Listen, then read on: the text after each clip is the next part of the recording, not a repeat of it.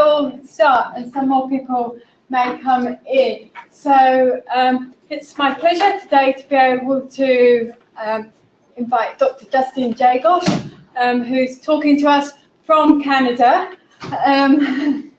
So Justin is a University of Liverpool an honorary research associate, and he's also the director of the Centre for Advancement of Realist Evaluation and Synthesis. And he runs also a consultancy, training on realist approaches and also mentorship.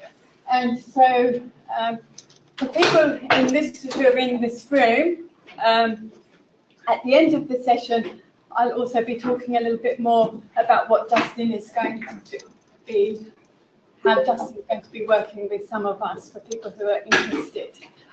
So I should also like to welcome people who are from outside of UQ who are webinaring, if that's a word, webinaring in. So for people maybe particularly here who may have heard a little bit about realist evaluation and realist synthesis, but not have an in-depth knowledge of it, Justin is going to give us an overview of how realist evaluation and synthesis can be used in public health and primary health care. And one of the things, realist evaluation has been around for a while, initially developed by Paulson and Tilley in 1997, but increasingly used in public health research and primary health care.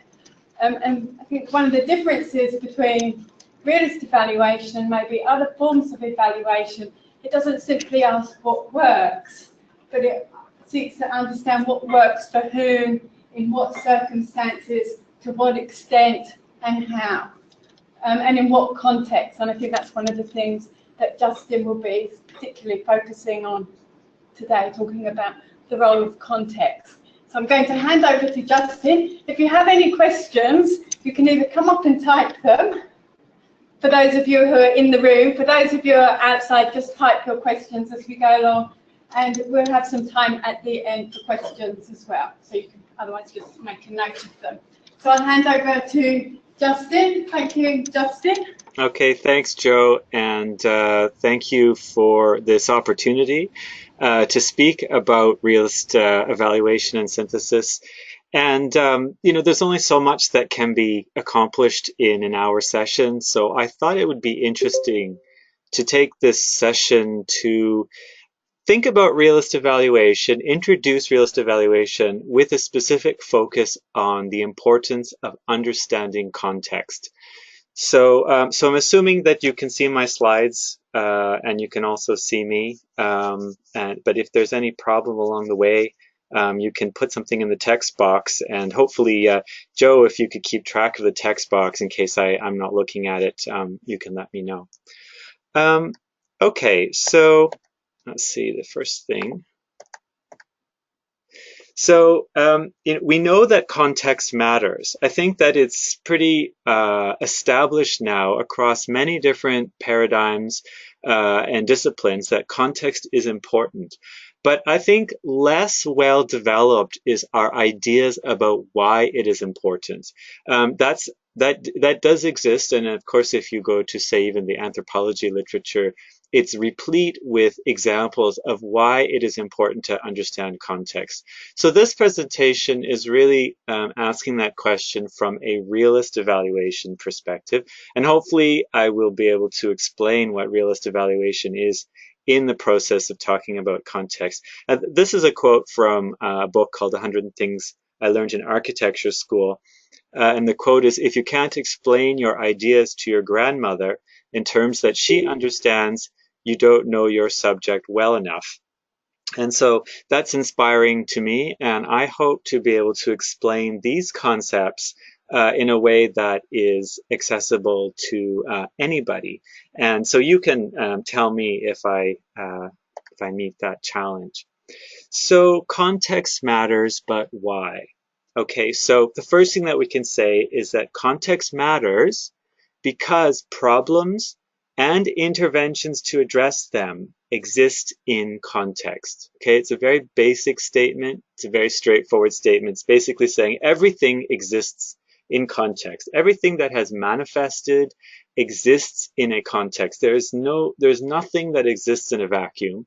So it would make sense for us to develop a research approach to study context, because in that line of thinking, context is very important. And so context is important in understanding why problems exist and how solutions work to overcome them. Okay, so it's a very basic statement again. It's simply saying that we can't understand our problems, develop solutions to our problems if we don't study the context of our problems and the context of our solutions.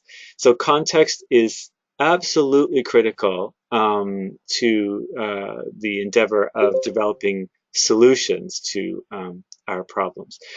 So it seems like a pretty straightforward, statement, pretty obvious statement. But if you look at the history of research and the paradigms of research and evaluation and what is considered gold standard, you do see something contradictory to this statement here, in the sense that a lot of scientific research and evaluation decontextualizes problems to try to find universal truths.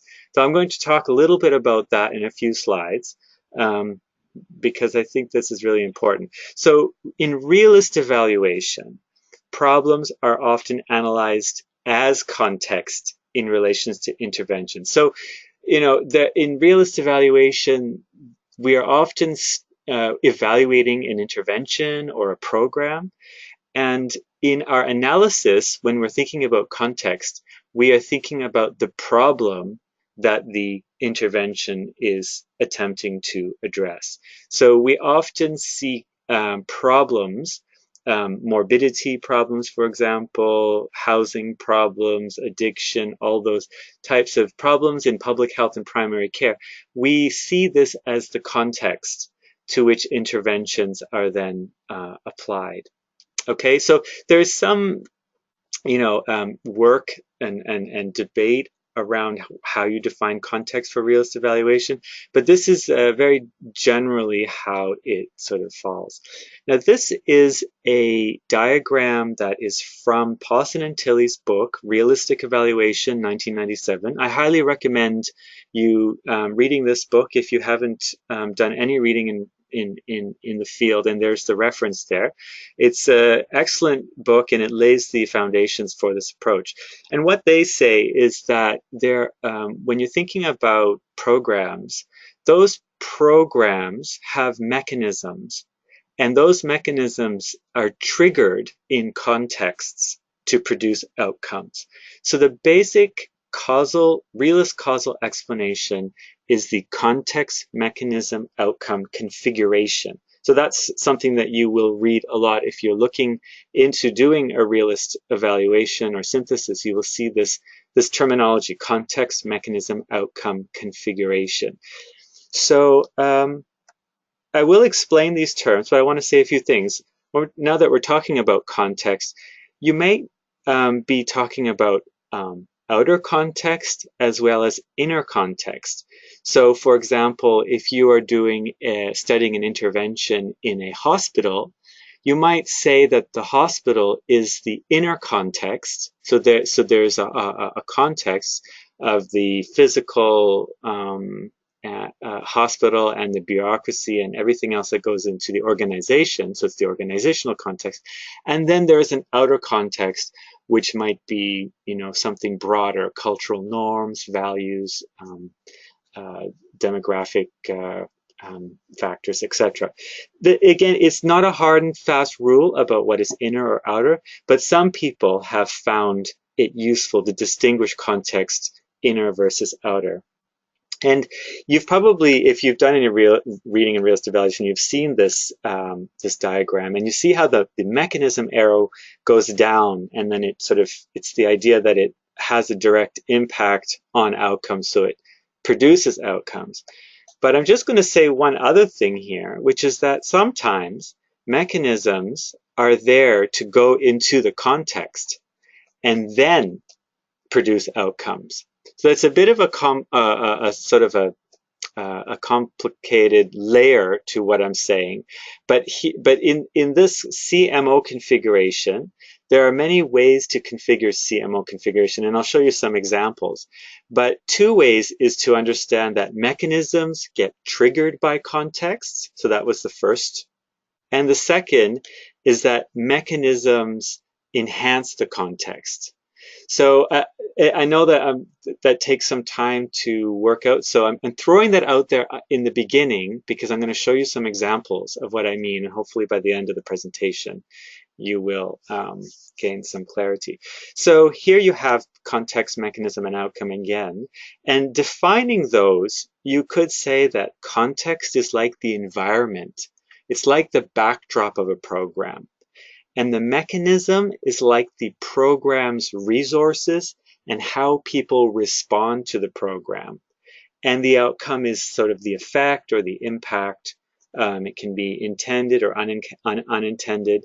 But the most challenging definition here is the one of mechanism, because in this definition, we are thinking that interventions have resources. They offer resources, and those resources are then responded to. So that's the mechanism, and they are responded to in a wider context. Okay.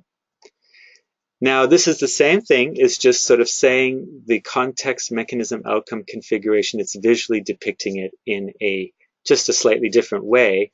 It's to say that mechanisms happen at sort of a level of our reality that's a little bit more difficult to observe. It's not always apparent what the resources of the intervention are and how people react to those resources. So it's not always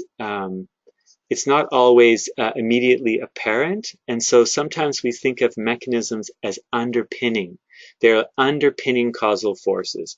But the point, again, is still to understand the interrelationship between context and mechanism. Okay? So, for example, here's just an example of just a hypothetical context, mechanism, outcome configuration.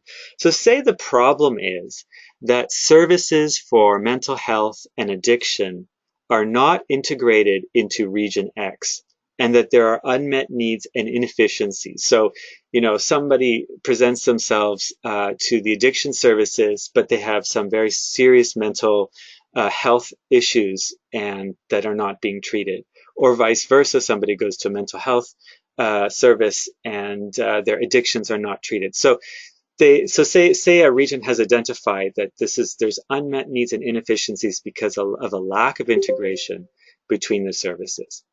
So then there's an intervention that gets put into place, which in this case is a series of networking events between mental health and addiction services teams to foster new collaboration, integration of service, and knowledge exchange. Okay, so that's the setup. This is just a hypothetical just to show you what a CMO configuration looks like. And so here is an example of a CMO configuration for this issue. So the context could be that there's heavy caseloads, people are working in isolation, and there's resistance to taking on new learning and responsibilities. That's very common.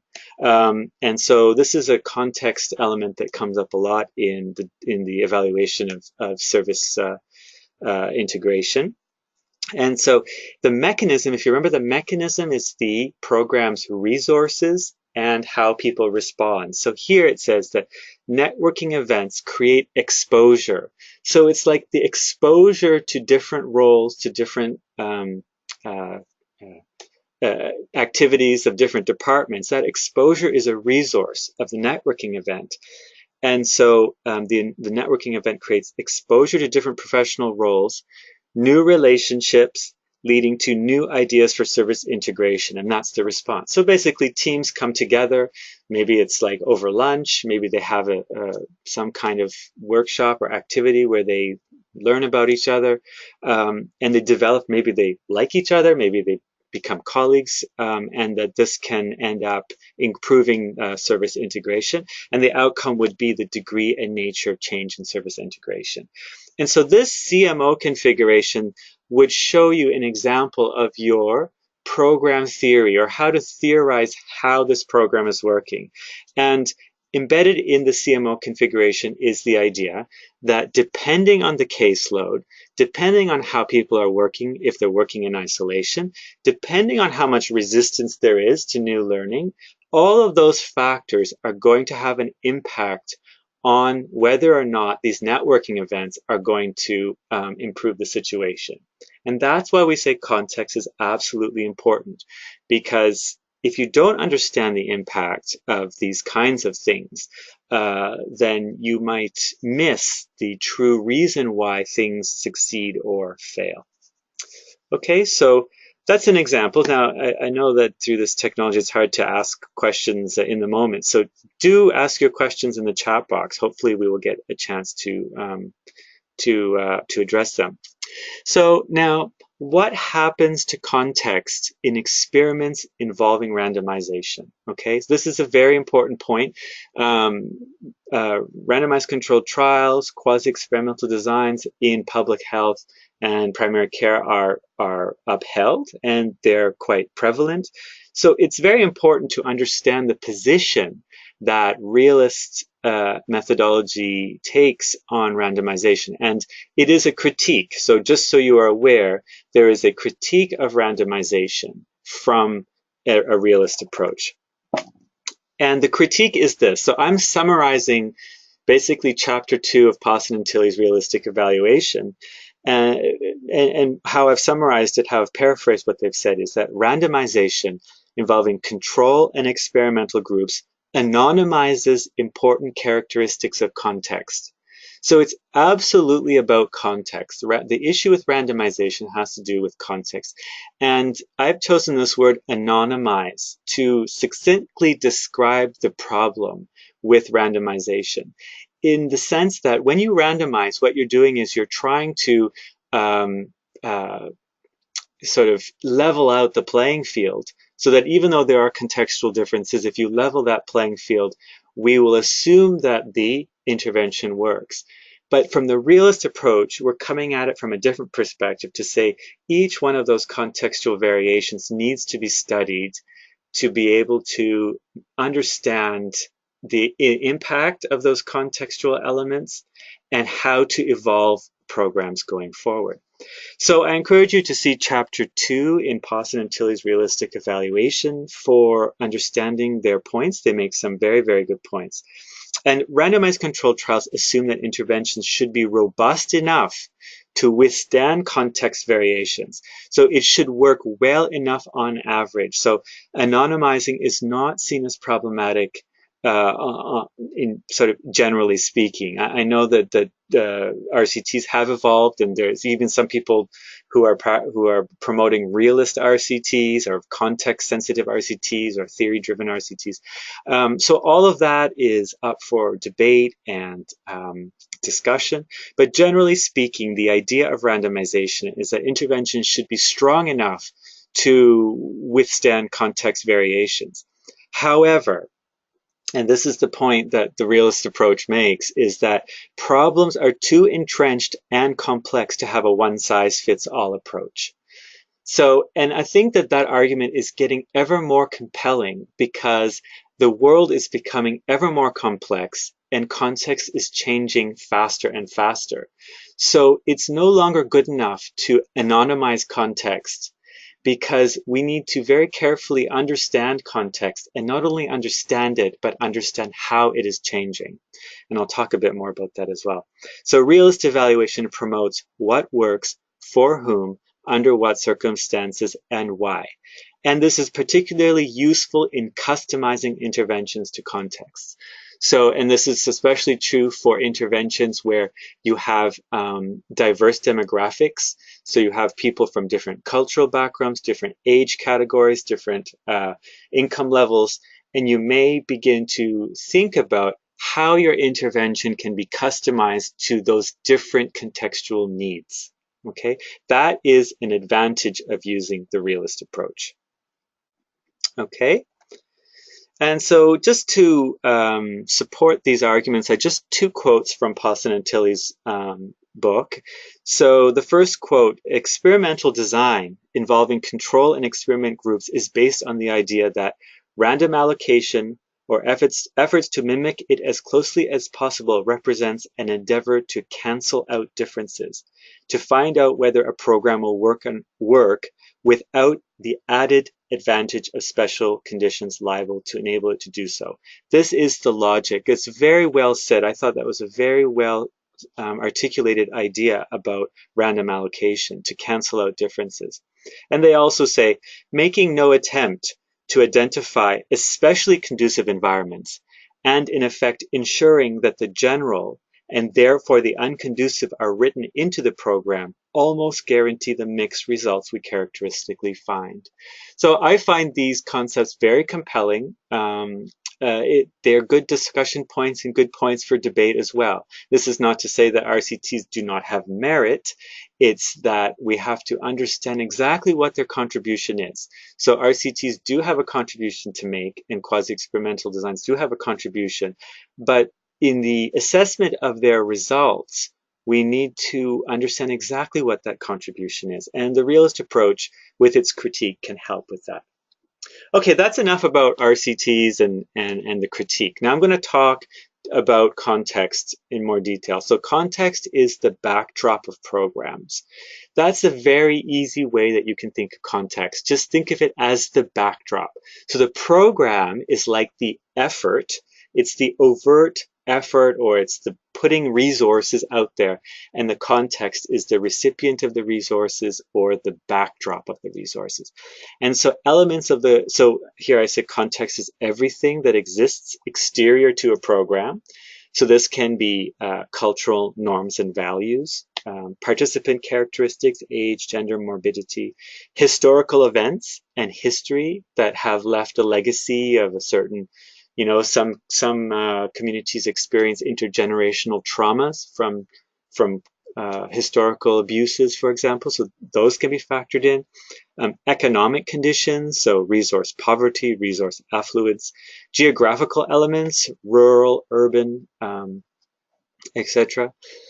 Public policy, what is the policy landscape? Are there laws in the area that the intervention is working on, or is the intervention working in an area that is completely without legislation? And outcomes of previous stages of program implementation. Have the implementers done a lot of groundwork beforehand to change the context? So any outcomes from previous stages could be considered the context, and anything in the physical and social environment that has an impact on program outcomes. So I'm just giving you a very quick snapshot idea of how you can conceive of context.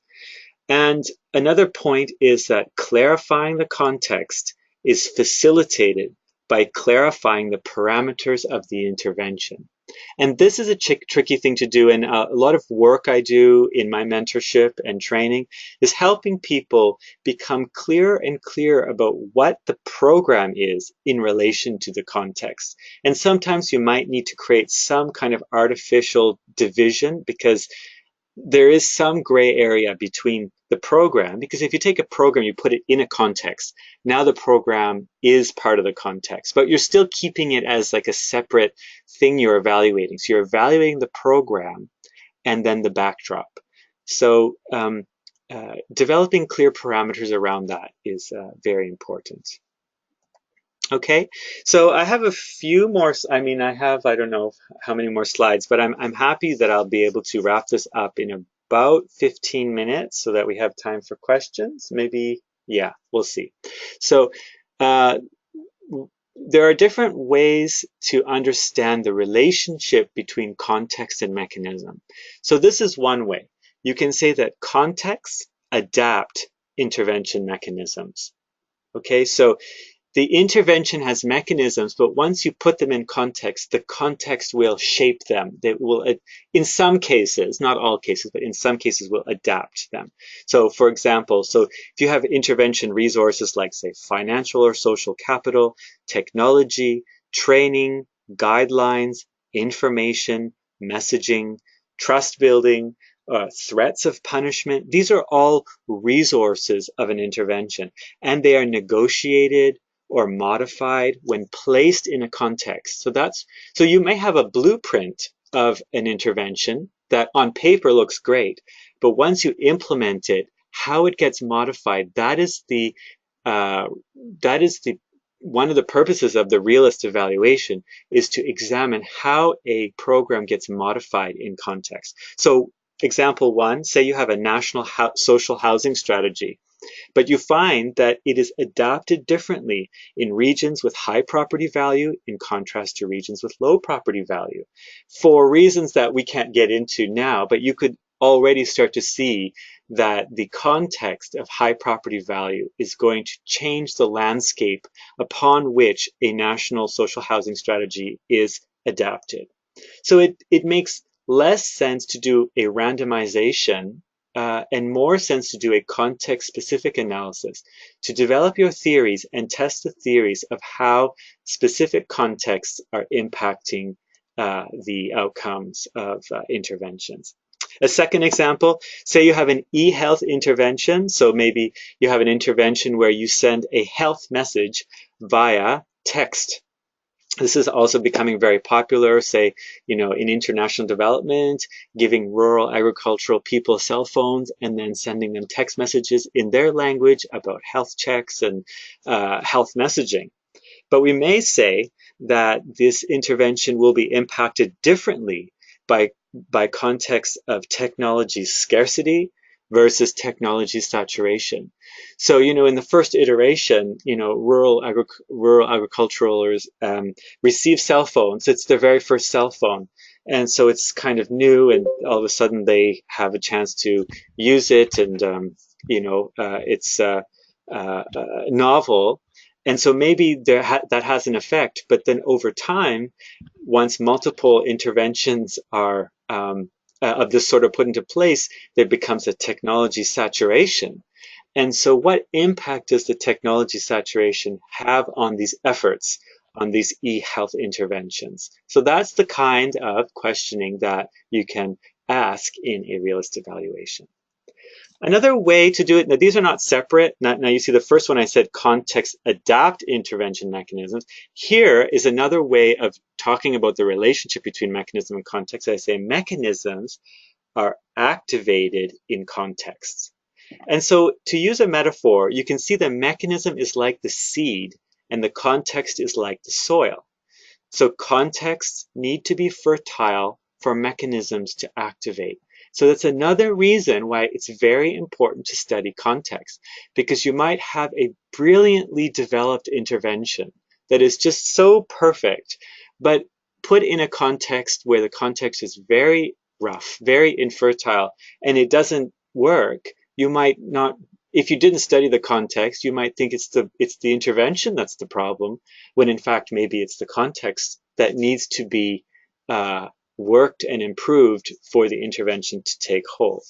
So for example, here's another example. Say you have a harm reduction program for public health professionals. So harm reduction, safe injection sites for people who are addicted to drugs and use needles for their drug use. So safe injection sites are places where people can come and safely inject their drugs. So that's a harm reduction model. Now, the thing is that various stakeholders may have diverse opinions and attitudes about harm reduction. So that is a context. So how a harm reduction education program is going to achieve its results is going to depend on the preconceived notions of people, their ideas about harm reduction.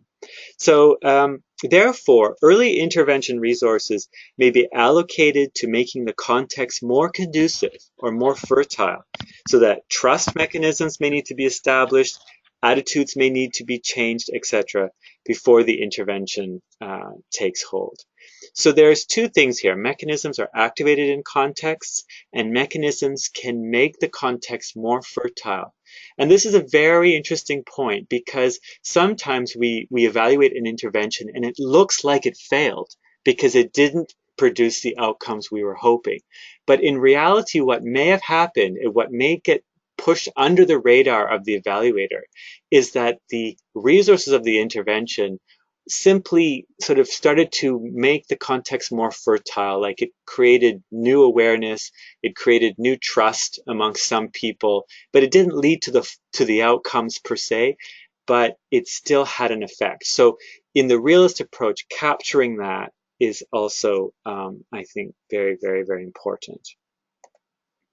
And there are many dimensions to context. So understanding these dimensions and which ones are important is also very important. So here are some questions according to dimensions of context. So geographical: how are intervention resources modified in rural versus urban contexts? So you have vastly different geographical contexts, and so the same intervention may play out very differently. Cultural: how are resources and their delivery negotiated through cultural norms and beliefs? So you might find that a Western style psychotherapeutic intervention, when placed in an Asian country, doesn't work because of cultural norms, differences in cultural norms and beliefs. Financial: how are resources received, treated, or responded to in resource poor versus resource affluent contexts. And attitudinal: how are resources received given attitudes of a group or community of practice? And we saw that in the previous example about the attitude towards harm reduction, for example. So these are all different ways to, ask questions around context. Now, there's no prescription to doing this. There's no recipe or cookie cutter manual.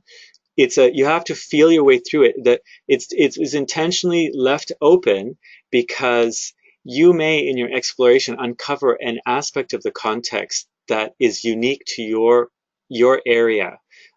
So it's important not to get boxed into some kind of protocol around it, but also to be open to the possibilities of capturing important aspects of context. Okay, here's another example. I tried to throw in some examples to kind of things that you can really chew on. So here's an example of a public health program of food vouchers. I think many people have heard of this. So say the program is that families falling below a certain income level are eligible to receive food vouchers for fresh fruits and vegetables to increase child nutrition. Okay, so simply saying that, families where there's a very low income, fruits and vegetables are expensive, and financial resources often get spent on rent and other things, and so that's the vegetables get a low priority. So when you have a food voucher, this is a restricted choice resource. So it's a food voucher is like you can use it, but you can only use it for food. Now, how do we suppose it works? Okay, so this is the question. How do we suppose it works? So you could say that the context is, for example, for many people falling below a certain income level, so there's resource poverty. So they're deficient financially, they may be materially poor, financially poor, and there may also be situations of crises. Maybe not, but there may be. So these are just hypothetical elements of the context. And so the mechanism is that the food voucher restricts choice to healthy food.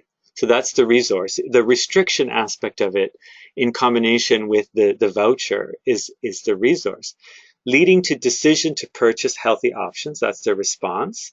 And then the outcome is the degree of child nutritional outcomes, whether they are met or not.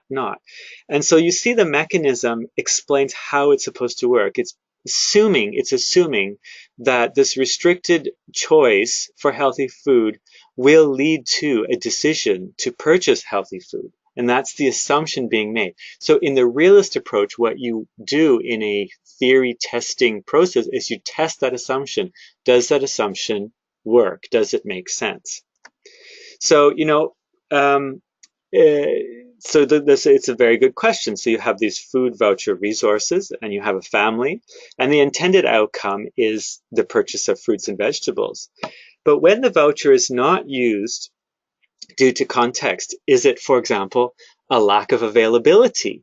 So, for example, if this was a national program and the food vouchers were available to people living in rural areas as well as people living in urban areas, um, is it possible that there aren't, in certain neighborhoods, there are no grocery stores that sell fresh fruits and vegetables? So that's an element of the context that needs to be understood if we're to understand how this works. So that's the element of the physical context, but then there can also be personal context, such as if, addictions, housing instability, illness, family crises, all of those backdrop things that may have an impact on the intervention, in this case, the food voucher resource. So what I'm trying to do is show you some very simple, I mean, they're not really simple when you do an analysis on them, but just an easily understood number of examples to show you how context is important and how it is used in the realist approach. Now, another point, and actually I'm getting close to the end of my slides, is that context is always changing. And this is another very, very important point. So in addition to everything I've already said, there is an added element, is that context is always changing. So for example, in the 1990s, Nick Tilley published a realist evaluation of the impact of CCTV in car parks to reduce car theft. So he asked the question, what impact does a CCTV, does a video camera in a parking lot, in a car park, what impact does that have on the reduction or alteration of break-ins or car crime? And so he did a very sophisticated realist evaluation that showed all the different mechanisms that happen in the minds of the drivers, in the minds of the so-called criminals, in the minds of the security guards, how it all would work together to create a comprehensive understanding of how this works. However, in the past decade, the context of CCTV has been radically altered by many factors, including the proliferation of handheld personal video recorders. So his study in the 1990s had a lot of relevance then, but it would need to be significantly revamped today because of the fact that everybody has a camera, almost everybody has a camera on their phone. So not only is there a CCTV happening, in the car park, there's a CCTV camera in the corner, but then there's also people who are doing their own surveillance. And so similarly to this, public health and primary care interventions are being placed in contexts which are currently rapidly transforming and changing. Take the example of cell phone use. The first time you bring cell phones to a community, that's going to create certain effects. But then in 5 years, in 10 years, in 15 years, once cell phones become saturated in that community, will the interventions still have their effects? Will text messaging still have its effects now that advertisers and everything else is getting in the mix? So we have to understand that context is always changing. It's changing during an intervention, and it changes, in the long term as well. And so these are things that we need to grapple with. So therefore, the theories we develop about mechanisms being triggered in context need to be continually revised as contexts change and evolve. Okay, so this is a different paradigm. The realist evaluation paradigm is different from the standard, gold standard approach, which wants to find sort of the answer, like, does it work? And here we're saying that's highly problematic when context is changing so radically in front of our eyes that we need to account for the contribution of context to the outcomes, how context is contributing to the outcomes. So please do feel free to take some time to write in your questions, because it would be very nice to have a little bit of dialogue at the end of this presentation about the material, or if you have any other questions. But so context matter because context is the backdrop of programs and helps to explain the success or lack thereof. So it's simply put that context play a major role in the determination of outcomes. So we just cannot ignore context. And as I said, contexts in certain cases adapt and modify mechanisms.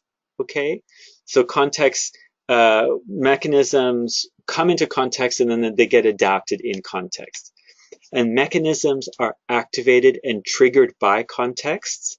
So, that's another way of seeing it. These are not mutually exclusive statements. These are sort of saying similar things about the relationship between context and mechanism. But this idea that under the right contexts, the contexts, the mechanisms are activated and triggered. If the context is not conducive, then the mechanisms don't get triggered. And also that mechanisms may improve in hospitable contexts. Okay, so this is a little bit more of an advanced idea, but it's important nonetheless that if a mechanism isn't like triggered leading to an outcome of interest, it may still not be a total failure, because what it may be doing is improving in hospitable contexts by creating new social capital, creating new forms of trust or relationship building, which doesn't necessarily lead to outcomes right away, but over time in a sustained fashion may actually have their effects. Context involves many different dimensions, as we talked about, like geographic, cultural, financial, legislative, etc. So we have to take stock of all those different dimensions. And the fifth point is that context is always changing. So we have to take stock of the fact that context is changing within programs from the start of the program to the end. And it's also changing in a more macro sense, in the societal sense. And we need to take stock of these changes when we theorize our programs in the realist approach. So this was my goal, was to create a very succinct, maybe it was dense, I hope it wasn't too dense, presentation to throw out some ideas. And now we have some nice time for some questions. So I just want to thank you. And there's my email on the slide there if you have any other follow-up thoughts. But let's just go to let's see what questions have emerged. And Joe, you're free to unmute your mic as well, because if you unmute your mic, then you can have people come to the mic and ask questions. So, okay. Okay. So, Joe, I have two questions on the chat box. I'll answer those, and then if somebody wants to come to the mic and ask a question from your room, that would be fine as well. Okay, so the first question is, could you explain the difference between a realist review and a systematic review? Okay, so now I'm not an expert in systematic review. My expertise is in realist review. So let me try to explain this as succinctly as possible. There are many different ways to differentiate. One thing about a systematic review is what it prioritizes. So a systematic review will prioritize studies based on a hierarchy. Typically so. So, for example, like a gold standard systematic review will take the highest quality randomized controlled trials to make an assessment of a certain area. And the realist approach actually comes at it from a very different perspective, because in a realist review, we want to collect papers that show the richest and most detailed description of the context and the process of implementation. And those are because we want to understand mechanisms and contexts. And so it's those papers that take more priority than papers that are thin on those descriptions. And a lot of randomized controlled trial papers are thin on those descriptions. So it's a completely different paradigm, and systematic reviews are typically statistically analyzed using statistics, meta-regression, whereas realist review takes more of a qualitative style of approach. So It's not number crunching per se, although there is a mixed methods element to the realist review. You can incorporate numerical data, but you're not actually number crunching. And so that might be some of the difference between those two. A systematic review may be more about answering the question, what works, or does it work? And a realist review would be asking, what works for whom, under what circumstances, and how. Okay, so I think if that's, you can also try to unmute your mic, and if you need to clarify. But I'll go to the next question. The next question is, are there best practices related to identifying how, to what extent context is changing before as part of conducting a realist evaluation? Yeah, that's a very good question. Are there best practices related to identifying how and to what extent context is changing? There are, I mean, I don't have on the top of my head, but I mean, there are some kinds of guidelines for doing this, but I think maybe, Joe, you might have an idea if there are actual best practices related to identifying the extent to which context is changing. You know, what's required is an immersion in the literature and an immersion to understand the nature of context from a number of different sources. That would be my answer to that, because you know, it's really not something that we can measure quantitatively. It requires us to really think critically about the complex interaction of elements, and so it's possible that those best practices need to be developed for realist evaluation. I think it's a really good point. Yeah. Joe, did you have somebody at your computer that wants to ask a question? Lisa. Hi.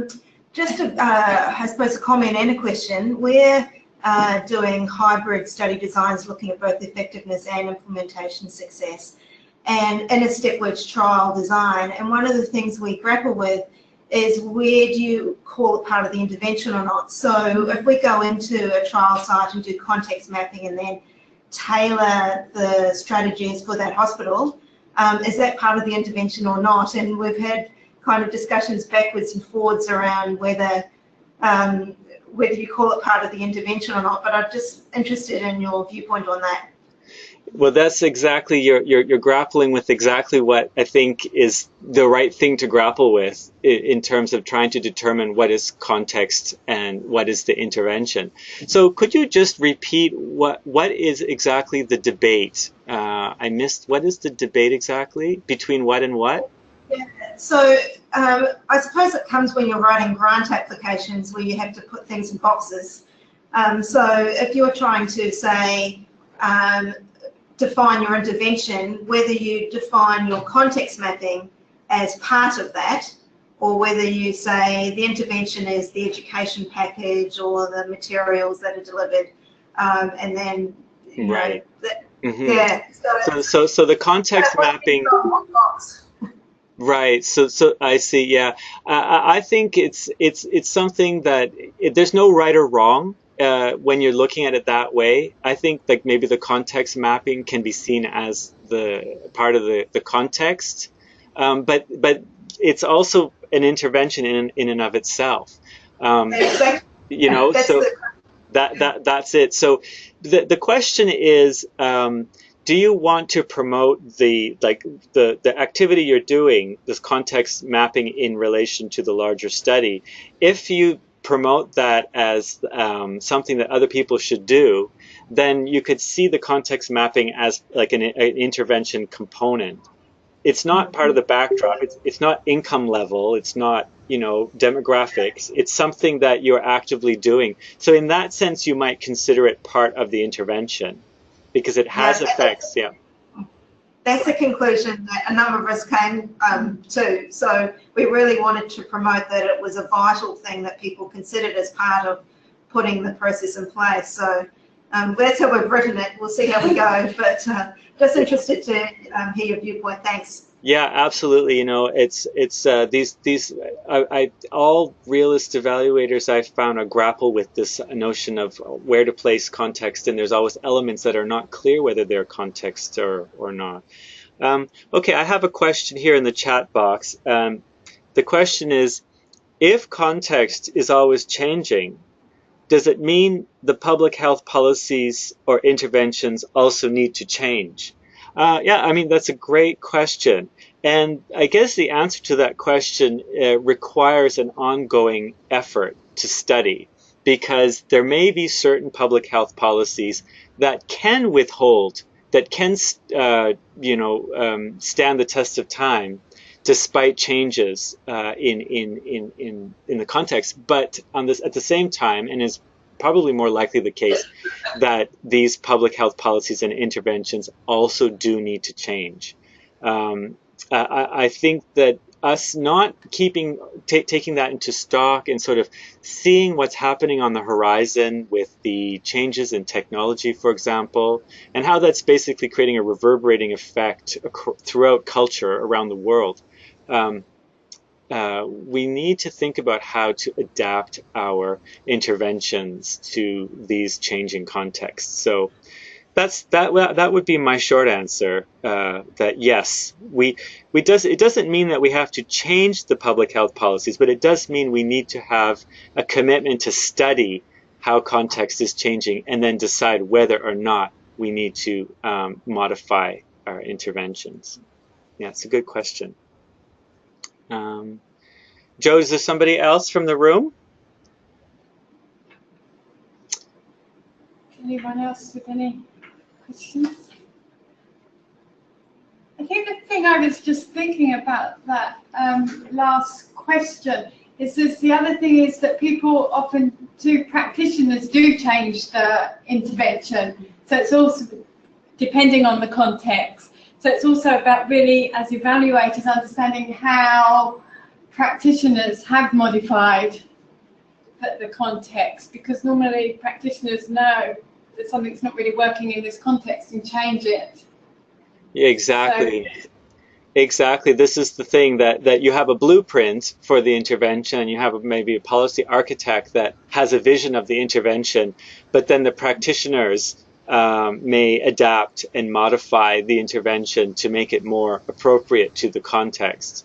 And that's, again, how the realist approach can really tease out what's happening on the ground for future iterations of program development. So in the future, through that realist evaluation analysis, you might be able to develop more culturally appropriate interventions, that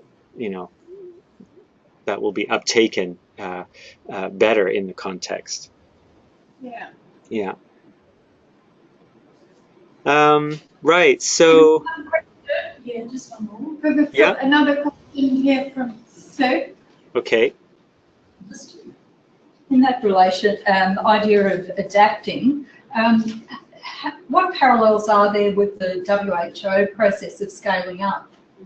Have you looked at similarities? So the question is the similarities between the realist approach and the idea of scaling up. Is that the question?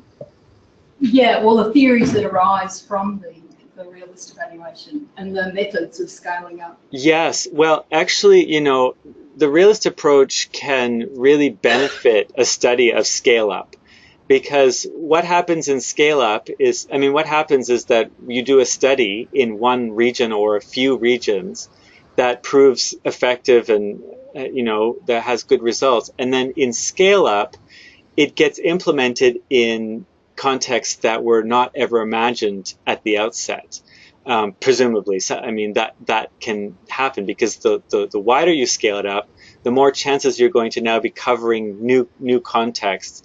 So again, the realist approach can be embedded in a scale-up study, to theorize the impact of different context elements and to develop guidelines. So what would be very useful in that approach is to, like a product of a scale-up study using realist evaluation, is to say that, you know, the intervention will work best in this context.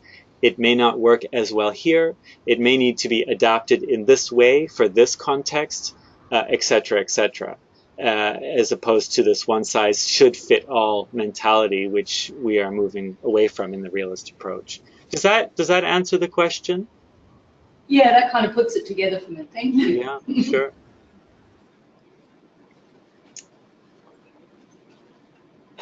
So, are there any other questions? There's no other questions in the chat box. Does anybody else want to ask a question in the room, Joe? No, doesn't look like it. Thank you. Okay. Well, thanks very much for your attention, and I hope that this was a useful presentation. And yeah, thank you very much, Justin. And this is for being recorded. Yes, this is recorded, so I should be able to have this posted on my website, hopefully in the very near future.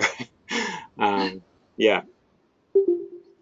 Okay, thank you, Justin. Okay, thanks, Joe.